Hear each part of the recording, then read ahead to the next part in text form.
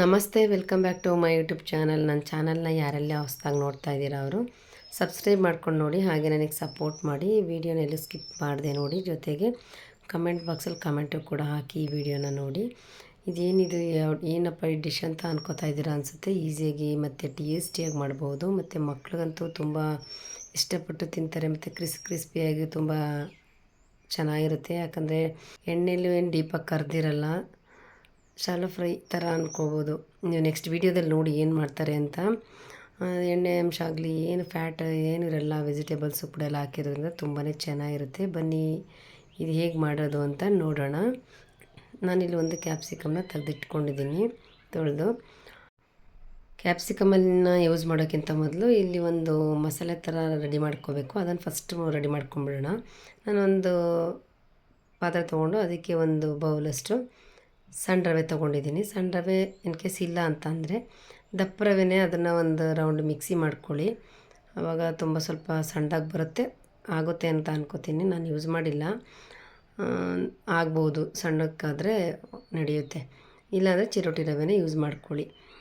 ಅದಾದ ನಂತರ ನಾನಿಲ್ಲಿ 1.5 ಸ್ಪೂನಷ್ಟು ದೊಡ್ಡ ಸ್ಪೂನಲ್ಲಿ ಮೊಸರು ಹಾಕ್ಕೊಂಡಿದ್ದೀನಿ. ಮೊಸರು ಕೂಡ ಹಾಕ್ಕೊಂಡು ಮಿಕ್ಸ್ ಮಾಡ್ಕೋಬೇಕು. ಮತ್ತು ಅದ್ರ ಜೊತೆಗೆ ಸ್ವಲ್ಪ ನೀರು ಆ್ಯಡ್ ಮಾಡ್ಕೊಳ್ಳಿ. ಸ್ವಲ್ಪ ಮೊಸರು ತುಂಬ ಹಾಕೋರು ಚೆನ್ನಾಗಿರಲ್ಲ, ಹಾಗಾಗಿ ಸ್ವಲ್ಪ ನೀರು ಹಾಕ್ಕೊಂಡು ಮಿಕ್ಸ್ ಮಾಡ್ಕೊಳ್ಳಿ. ತುಂಬ ತೆಳ್ಳಗೂ ಮಾಡ್ಕೊಬೇಡಿ, ತುಂಬ ಗಟ್ಟಿಗೂ ಮಾಡ್ಕೊಬೇಡಿ. ನೋಡಿ ಈ ರೀತಿಯಾಗಿ ಕಲಸಿಟ್ಕೊಳ್ಳಿ. ಅದನ್ನು ರವೆಲಿ ಸ್ವಲ್ಪ ನೆನೆಬೇಕಲ್ಲ, ಇದೆಲ್ಲ ಹಾಕ್ಕೊಂಡ್ರೆ ಚೆನ್ನಾಗಿರುತ್ತೆ ಅಂತೇಳಿ ಅಷ್ಟೇ. ಇವಾಗ ನಾನು ಅದ್ರ ಜೊತೆಲೇ ಸಣ್ಣದಾಗಿ ಹೆಚ್ಚಿಟ್ಕೊಂಡ್ರೆ ಟೊಮೊಟೊನ ಹಾಕೋತಿದ್ದೀನಿ. ಚಾಪ್ ಮಾಡಿಕೊಂಡ್ರೆ ಸಣ್ಣದಾಗೆ ಮಾಡ್ಕೊಳ್ಳಿ, ಚೆನ್ನಾಗಿರುತ್ತೆ. ಜೊತೆಗೆ ನೋಡಿ ಈಗ ಈರುಳ್ಳಿನೂ ಕೂಡ ನಾನು ಒಂದು ದೊಡ್ಡ ಸೈಜ್ದು ಈರುಳ್ಳಿ ತೊಗೊಂಡು ಕಟ್ ಮಾಡಿ ಇಟ್ಕೊಂಡಿದ್ದೀನಿ, ಅದನ್ನು ಕೂಡ ಹಾಕೋತಾಯಿದ್ದೀನಿ. ಮತ್ತು ಚಿಲ್ಲಿ ಫ್ಲೇಕ್ಸ್ ಕೂಡ ಹಾಕ್ಕೊಂಡಿದ್ದೀನಿ. ಅದು ನಾನು ಚಿಲ್ಲಿ ಫ್ಲೇಕ್ಸ್ ಮನೆಯಲ್ಲೇ ಮಾಡ್ಕೊಂಡಿದ್ದು. ಅರ್ಧ ಸ್ಪೂನಷ್ಟು ಜೀರಿಗೆ ಪೌಡರ್ನು ಕೂಡ ಹಾಕೋತಾಯಿದ್ದೀನಿ.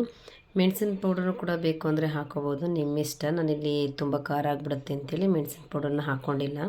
ಆಮೇಲೆ ಒಂದು ಅರ್ಧ ಸ್ಪೂನಷ್ಟು ಚಿಲ್ಲಿ ಪೌಡ್ರ್ ಹಾಕೋತಾಯಿದ್ದೀನಿ. ನಾನಿಲ್ಲಿ ಹೆಚ್ಚು ಖಾರ ಯೂಸ್ ಮಾಡೋಕ್ಕೆ ಹೋಗಿಲ್ಲ, ಮಕ್ಕಳಿಗೆ ಖಾರ ಆಗುತ್ತೆ ಅಂಥೇಳಿ. ಜೊತೆಗೆ ಇಲ್ಲಿ ಉಪ್ಪನ್ನು ಕೂಡ ಹಾಕ್ಕೊಂಡು ಚೆನ್ನಾಗಿ ಮಿಕ್ಸ್ ಮಾಡ್ಕೋಬೇಕು. ಚೆನ್ನಾಗಿ ಮಿಕ್ಸ್ ಮಾಡಿಕೊಂಡು 1-2 ನಿಮಿಷ ಅಲ್ಲೇ ಸೈಡ್ಗೆ ಇಟ್ಟಿರಿ. ಅದು ಎಲ್ಲ ನೀಟಾಗಿ ನೆನೆಯಷ್ಟೊತ್ತಿಗೆ ನಾವಿಲ್ಲಿ ಕ್ಯಾಪ್ಸಿಕಮ್ನ ಕಟ್ ಮಾಡ್ಕೊಳ್ಳೋಣ. ಅದಿನ್ನು ಕ್ಯಾಪ್ಸಿಕಮ್ ಫ್ರೆಶ್ ಆಗಿದ್ರೆ ತುಂಬ ಚೆನ್ನಾಗಿರ್ತಿತ್ತು. ನಾನಿಲ್ಲಿ ಒಂದು 2 ಡೇಸ್ ಆಗಿತ್ತು, ಹಾಗಾಗಿ ಸ್ವಲ್ಪ ಬಾಡ್ದಂಗೂ ಆಗಿತ್ತು ಕ್ಯಾಪ್ಸಿಕಮ್ಮು. ನೀವು ಫ್ರೆಶ್ ಆಗಿರೋ ಕ್ಯಾಪ್ಸಿಕಮ್ನ ತಗೊಳ್ಳಿ, ರೌಂಡಾಗಿ ಕಟ್ ಮಾಡೋಕ್ಕೆ ಚೆನ್ನಾಗಿರುತ್ತೆ.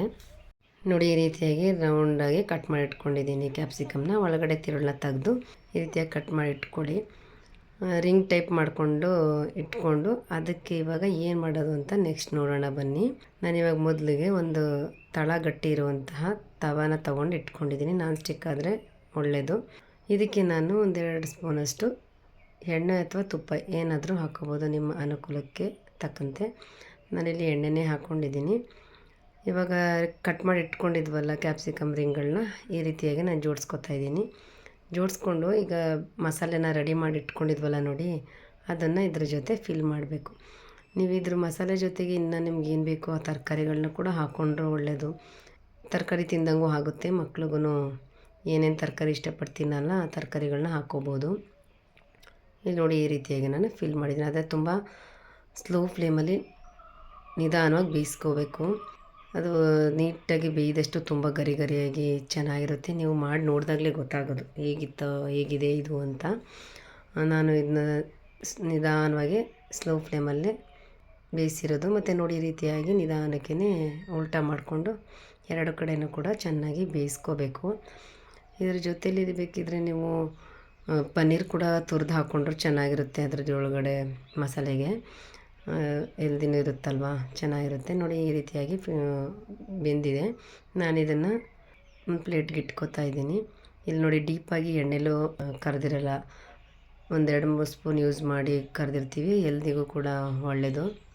ನೋಡಿ ಈ ರೀತಿಯಾಗಿ ಕರೆದಿಟ್ಕೊಂಡು ನಾನು ಇನ್ನೊಂದು 5 ಹಿಂಗೆ ಮತ್ತೆ ಉಳಿದಿತ್ತು, ಅದನ್ನು ಕೂಡ ಈ ರೀತಿಯಾಗಿ ನೀಟಾಗಿ ಬೇಯಿಸ್ಕೊಂಡೆ. ಒಂದು ಕ್ಯಾಪ್ಸಿಕಮಲ್ಲಿ ನನಗೆ 9 ಪೀಸ್ ಏನೋ ಬಂತು. ಒಂದು ಕ್ಯಾಪ್ಸಿಕಮ್ ಇದ್ದರೆ ಒಂದು 3 ಜನ ಆರಾಮಾಗಿ ತಿನ್ಕೊಬೋದು. ಬೇಕಾದ್ರೆ ಬ್ರೇಕ್ಫಾಸ್ಟ್ ಥರ ತಿನ್ನೋದಿದ್ರು ತಿನ್ಕೋಬೋದು, ತುಂಬ ಚೆನ್ನಾಗಿರುತ್ತೆ.